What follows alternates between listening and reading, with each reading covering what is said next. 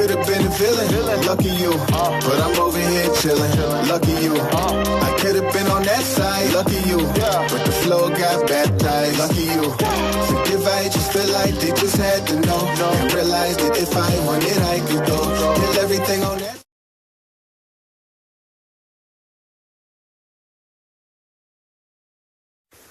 And a lot of people ask, well, if you're Torah observant, does that mean you still do, burn offerings and temple sacrifices? No. To the extent that people say, well, that was all done away with, that portion there, we don't do, because the temple is in here. There is no earthly physical temple. In fact, it's prophesied that Yeshua will rebuild, that Messiah will rebuild the third temple. And you can read that in Revelation 21. I saw a new heaven and a new earth and a new Jerusalem coming down out of the heavens, and a new temple.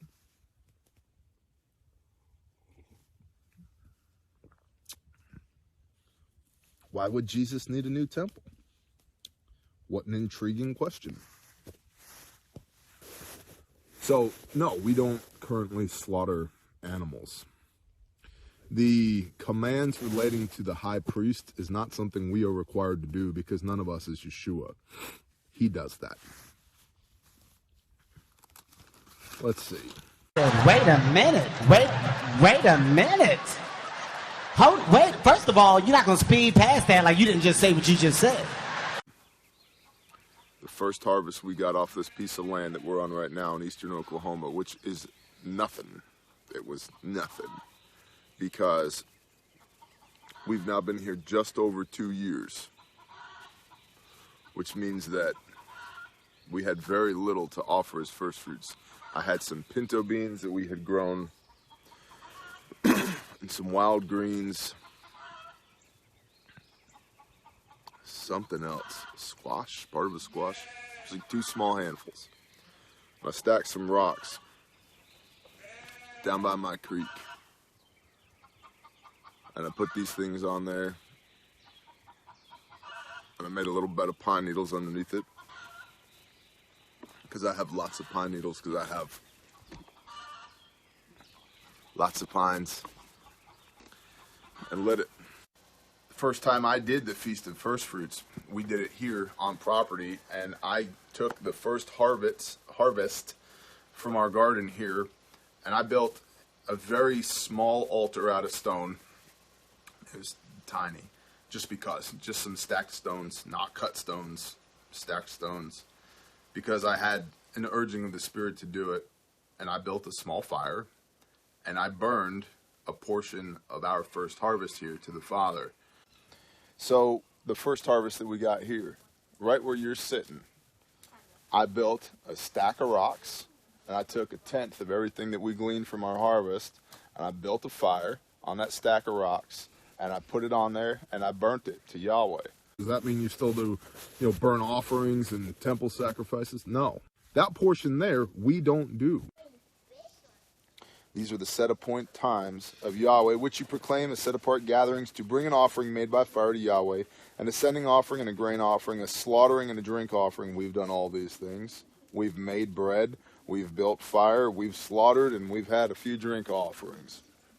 Well, if you're Torah observant, does that mean you still do, burn offerings and temple sacrifices? No. And Yahweh spoke to Moshe, saying, speak to the children of Israel. On the 15th day of this 7th new moon is the festival of Sukkot, for 7 days to Yahweh.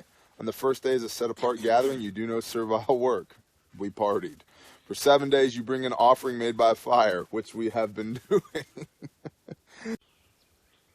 And so, this burnt offering, we don't slaughter a lamb and burn it to Yah. We do an observance of this.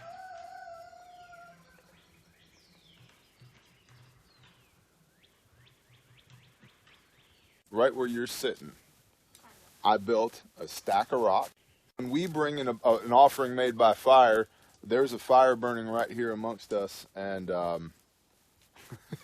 we've been taking the carcasses of the animals that we've been butchering to eat and throwing them on the fire.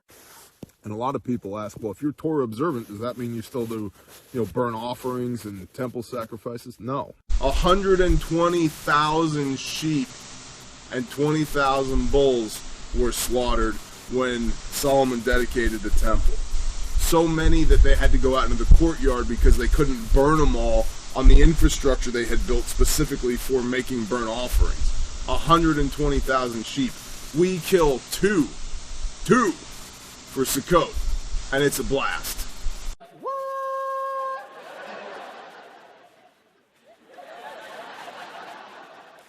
You need Jesus, that's what you need.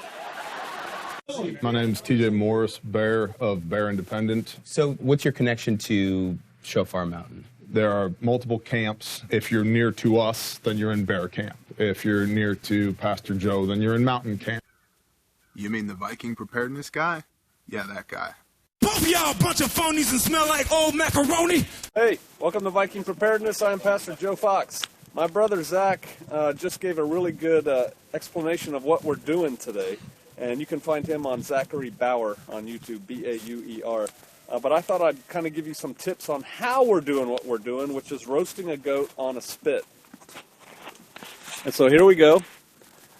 We're using a T-post because that's all we had, and we made a little brick structure here out of blocks. And Take your drink. Okay. we're roasting a goat. And so at first it seems kind of simple. But what we did is we used wire, and we wired this goat on to the spit so that we can turn the spit in a bunch of different directions, and we can present different sides of this goat to the fire. What's going on, brothers? We're learning how to put a goat onto a spit, the Hebrew way. We're learning by doing. So, got the jammed this big old rod through its neck, and then we jammed it rebar through this side, and we kind of cut that side, and now we kind of did some Frankenstein action over here. And now we're going to probably figure out a way to wire these. That's a pretty sweet knife right there. Where'd you get that? This one? Yep. This from Survival Solutions. It's a slick custom-made job, pretty thick. It went through the neck like a champ when we had to cut the head off,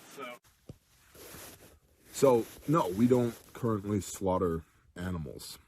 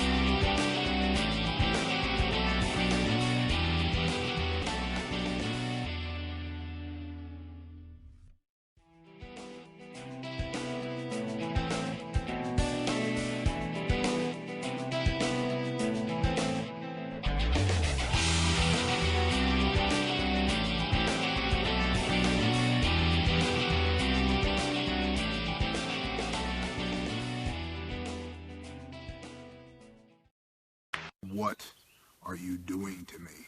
Burying you. I'm alive! I'm alive! You're waking the neighbors! No. Shut up! No! Now I'm gonna play your drum set. Close your eyes. Let the dirt just shower over you. This is your fault. I'm exhausted. I want to sleep good tonight.